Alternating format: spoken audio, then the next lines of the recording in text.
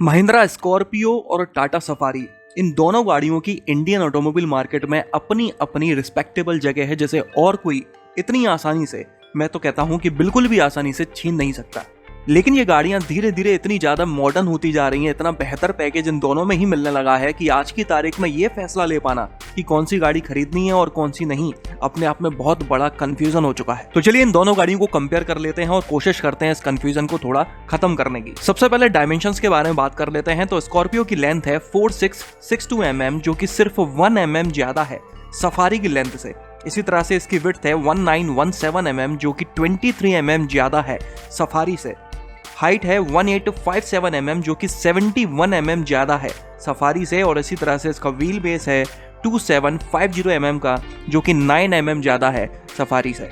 इन dimensions के आधार पर देखा जाए तो स्कॉर्पियो सफारी से ज्यादा चौड़ी भी है और ज्यादा ऊंची भी है। लेकिन जब आप दोनों ही गाड़ियों के कैबिन में बैठकर देखते हैं तो आपको ये अंतर जो अभी ऑन पेपर दिख रहा है वो उतना वहां पर नजर नहीं आता।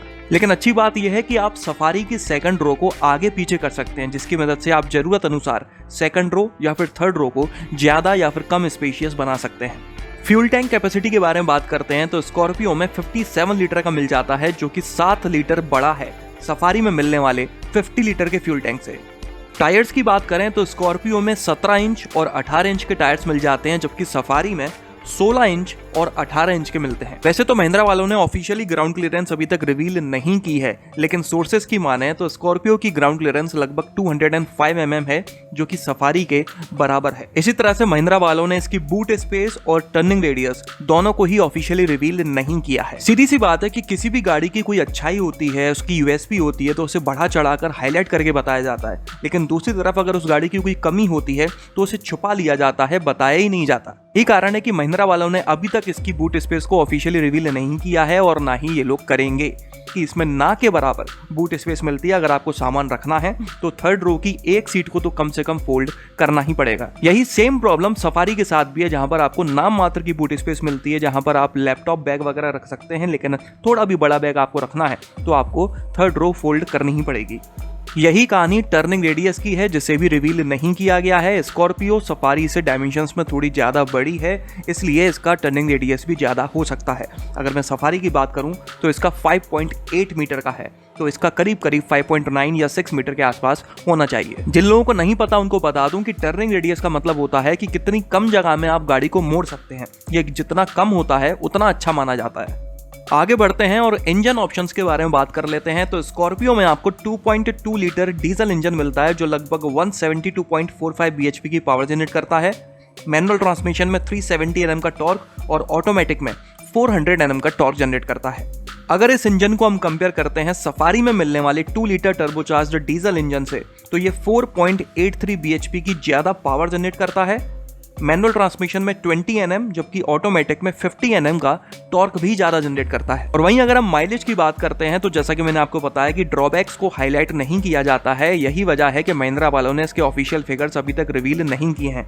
लेकिन अगर हम अंदाजा लगाते हैं तो 2.2 litre diesel engine manual transmission में लगभग 15 kmpl और ऑटोमेटिक में लगभग 14.5 kmpl के आसपास माइलेज क्लेम किया जा सकता है। वहीं सफारी की बात करें तो मैनुअल ट्रांसमिशन में 16.14, जबकि ऑटोमेटिक में 14.08 kmpl का माइलेज क्लेम किया जाता है।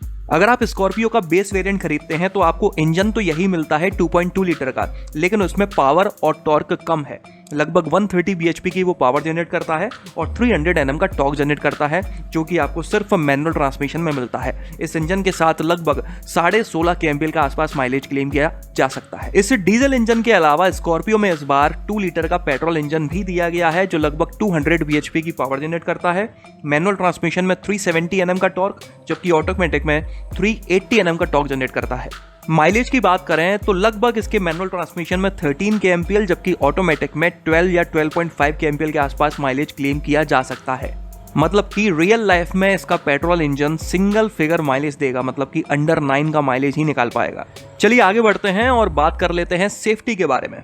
तो स्कॉर्पियो में स्टैंडर्ड सेफ्टी फीचर्स के नाम पर आपको ABS, dual airbags, EBD, 4 disc brakes और आइसोफिक्स चाइल्ड सीट एंकर जैसे सेफ्टी फीचर्स स्टैंडर्ड मिल जाते हैं हर किसी वेरिएंट में। इसके अलावा अगर आप सेकंड बेस वेरिएंट का ऑटोमेटिक ट्रांसमिशन खरीदते हैं या फिर टॉप 3 वेरिएंट्स में से कोई भी वेरिएंट खरीदते हैं तो आपको इन सेफ्टी फीचर्स के अलावा इलेक्ट्रॉनिक स्टेबिलिटी कंट्रोल, हिल होल्ड कंट्रोल और हिल डिसेंट कंट्रोल जैसे फीचर्स भी मिल जाते हैं। इसके अलावा अगर आप इस गाड़ी के टॉप 2 वेरिएंट्स में से कुछ भी खरीदते हैं तो आपको इन फीचर्स के अलावा 6 एयरबैग्स मिल जाते हैं। और अब बात कर लेते हैं सफारी के बारे में। तो इस गाड़ी में स्टैंडर्ड सेफ्टी के नाम पर आपको ABS, dual airbags, EBD, electronic stability program, hill hold control, traction control system, roll over mitigation, corner stability control, brake disc wiping और 4 डिस्क ब्रेक जैसे फीचर्स स्टैंडर्ड मिल जाते हैं हर किसी वेरिएंट में। और अगर आप इस गाड़ी का सेकंड टॉप या फिर उसके ऊपर का कोई भी वेरिएंट खरीदते हैं तो आपको इन सेफ्टी फीचर्स के अलावा 6 एयरबैग्स, हिल डिसेंट कंट्रोल और आइसोफिक्स चाइल्ड सीट एंकर जैसे सेफ्टी फीचर्स मिल जाते हैं। तो आप देख सकते हैं कि सेफ्टी फीचर्स के मामले में अभी भी सफारी स्कॉर्पियो से बेहतर ही है। बात करें बिल्ड क्वालिटी की तो इन दोनों ही कंपनियों की गाड़ियों की क्वालिटी हमेशा अच्छी ही होती है। चलिए आगे बढ़ते हैं और कंफर्ट एंड कन्वीनियंस के फीचर्स के बारे में बात कर लेते हैं। सबसे पहले मैं आपको उन फीचर्स के बारे में बता देता हूं जो आपको स्कॉर्पियो में मिल जाते हैं लेकिन सफारी में नहीं मिल पाते। Front end rear parking camera, front end rear parking sensors, built in Alexa, driver drowsiness detection, LED fog lamps तो सफारी में भी हैं लेकिन वो LED नहीं है, हैलोजन है।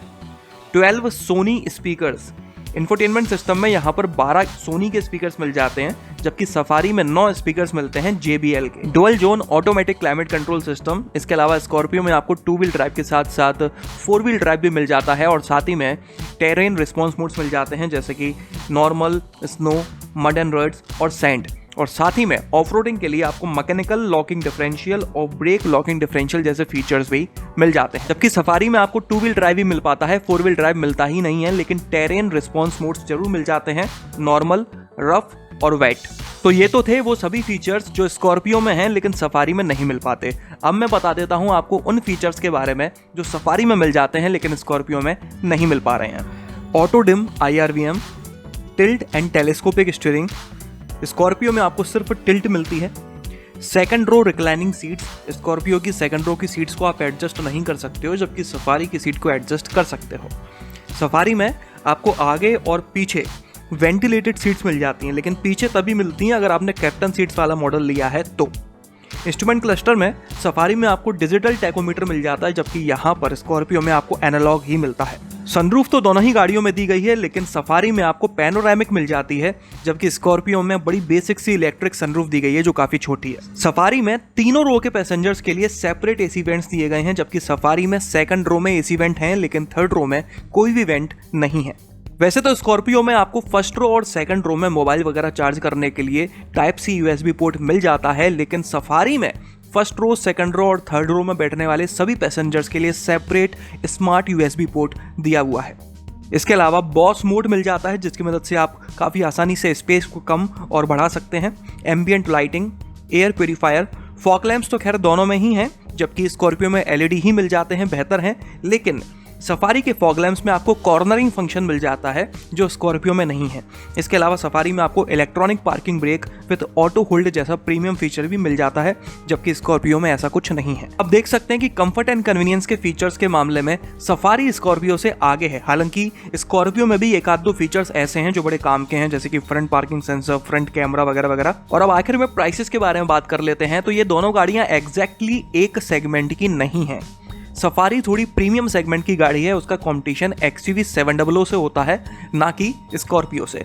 लेकिन स्कॉर्पियो और सफारी के कुछ वेरिएंट्स काफ़ी क्लैश करते हैं, यही वजह है कि ये कंपैरिजन किया गया है। प्राइसेस आप अपनी स्क्रीन पर देख सकते हैं। हाल फिलहाल ये इंट्रोडक्टरी प्राइसेस हैं, कुछ बुकिंग्स हो जाने के बाद में स्कॉर्पियो के प्राइसेस को बढ़ा दिया जाएगा। लेकिन हाल फिलहाल देखा जाए तो लगभग 2.25 लाख रुपए का अंतर है स्कॉर्पियो और सफारी की प्राइसिंग में। इस कंपैरिजन से साफ नजर आता है कि अगर आपका बजट कम है, कम बजट में आप एक परफेक्ट 7 सीटर डीजल या फिर पेट्रोल SUV खरीदना चाहते हैं या फिर एक 4 व्हील ड्राइव SUV खरीदना चाहते हैं 20 लाख रुपए के अंदर के बजट में, उस कंडीशन में आपके लिए स्कॉर्पियो बेस्ट बेस्ट है। और अगर आपको बजट की कोई खास परवाह नहीं है, आप एक प्रीमियम एसयूवी खरीदना चाहते हैं जिसमें कुछ प्रीमियम फीचर्स भी हों, जैसे कि वेंटिलेटेड सीट्स आगे और पीछे, panoramic sunroof, ambient lighting, electronic parking brake with auto hold वगैरह वगैरह, उस कंडीशन में आप सफारी को प्रेफर कर सकते हैं। कुल मिलाकर गाड़ी दोनों ही बढ़िया है। पैसा बचाना चाहते हो तो स्कॉर्पियो खरीद लो, बजट की कोई परवाह नहीं है तो सफारी तो है ही। तो चलिए कमेंट कर आप लोग जरूर बताइएगा कि आपके हिसाब से कौन सी गाड़ी ज्यादा बेहतर है। इस वीडियो में तो बस इतना ही। आपका दिन शुभ रहे। धन्यवाद।